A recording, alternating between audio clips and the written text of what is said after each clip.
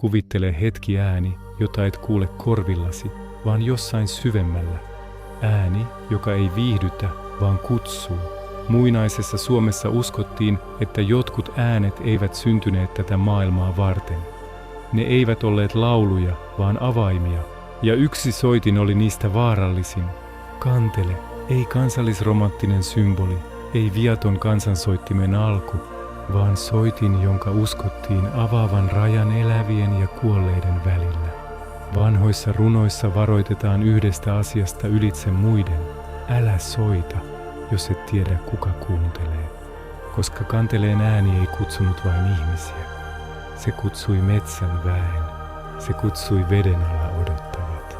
Se kutsui ne, joiden nimeä ei lausuttu ääneen. Ja joskus joku vastasi. 1800-luvun kerumatkoilla Elias Lönnrot kohtasi runonlaulajia, jotka kieltäytyivät yhdestä asiasta, soittamasta kanteletta yöllä. Ei siksi, etteivät he osanneet, vaan siksi, että he tiesivät liikaa.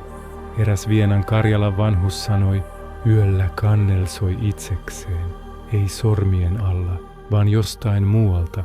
Kansanperinteessä kantele ei ollut vain soitin, se oli esine, jolla oli tahto.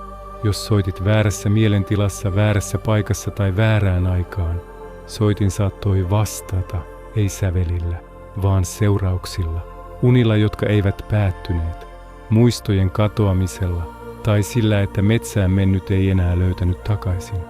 Useissa tarinoissa kanteleen alkuperä ei ole inhimillinen. Se rakennettiin hauen leukaluusta, hiiden hiuksista tai kuolleen eläimen jäänteistä. Soitin ei syntynyt luonnosta, vaan rajan ylityksestä, ja siksi sen ääni kantoi mukanaan jotain, mikä ei koskaan täysin kuulunut tänne. Kalevalassa Väinämöinen rakentaa ensimmäisen kanteleen, mutta huomaa tämä, hän ei rakenna sitä ilosta. Hän rakentaa sen menetyksen jälkeen. Kantele syntyy surusta.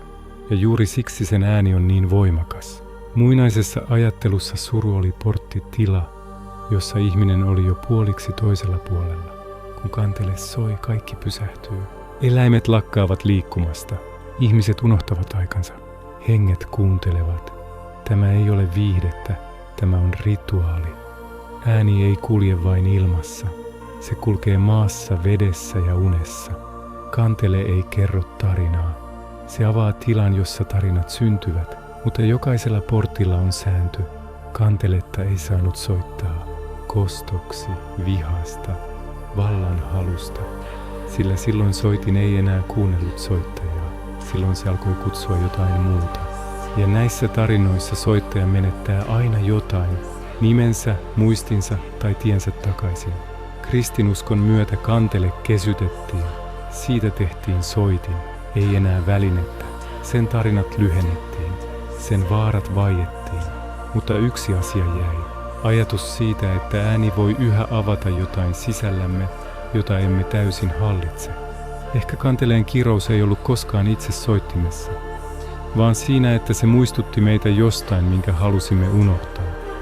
Siitä, että ihminen ei ole vain järkeä ja sanoja, vaan myös rytmiä, vaistoa ja varjoa. Kun ääni koskettaa sinua syvältä, se ei tee sitä vahingossa.